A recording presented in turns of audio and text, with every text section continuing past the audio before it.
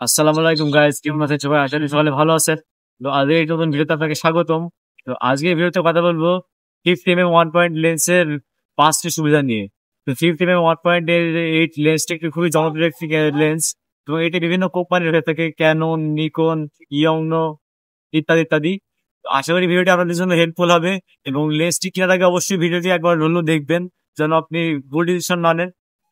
তো চলেন ভিডিও শুরু করা যাক। তো ফার্স্ট অফ অল, এর ওয়াইড অ্যাপারচার কিন্তু আপনাকে অনেক সুবিধা দেবে।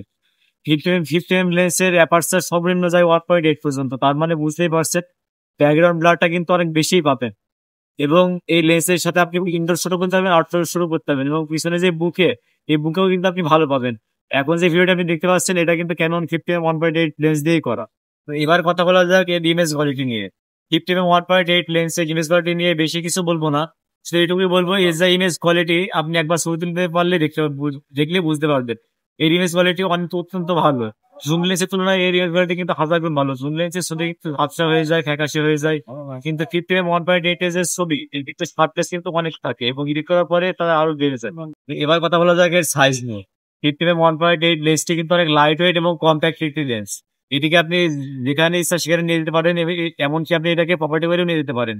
এবং আপনি যদি ইন্টারনেটে যে সার্চ দেন 50 mm 1.8 লেন্স বা ক্যাননের বা অন্যান্য যে কোনো কোম্পানির, তাহলে কিন্তু আপনি দেখতে পারবেন সাইজে কতটা ছোট একটি লেন্স এটি। এবং আমার ভিডিওতেও আমি অনেকবার এই লেন্সের সাথে ফটোশুট ব্লগ শেয়ার করেছি। তো সেখানে আপনি দেখলে বুঝতে পারবেন যে লেন্সটি কত লাইট ওয়েট।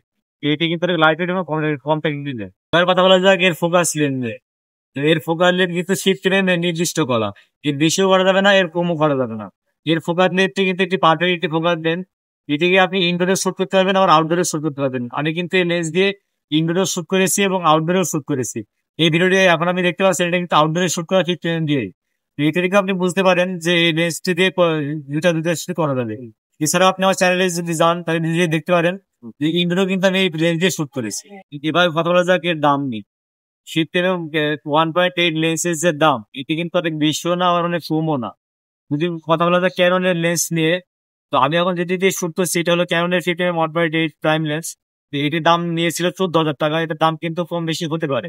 এবং অন্যান্য কোম্পানি যা আছে ইয়ংনো যেমন, এর দাম কিন্তু কিছুটা কম। এছাড়াও অন্যান্য সনির কথা যদি বলা যায়, সনির দাম কিন্তু একটু বেশি পড়বে। আর নিকনের দামটা আপনি যদি ইন্টারনেটে দেখেন তাহলে বুঝতে পারবেন। আর এর প্রাইস কিন্তু বেশিও না কমও না। অ্যাজ এ বিগিনার আপনি এই রেঞ্জটি নিতে পারেন। তো এরকম আরো ফটোগ্রাফি ভিডিও দেখতে চাইলে আমি সাবস্ক্রাইব করতে পারেন, এবং ভিডিওটি যদি হেল্পফুল লেগে থাকে তাহলে একটি ভিডিওতে লাইক দিয়ে দেবেন। সো দেখা হবে পরে কোনো ভিডিওতে। আল্লাহ হাফেজ।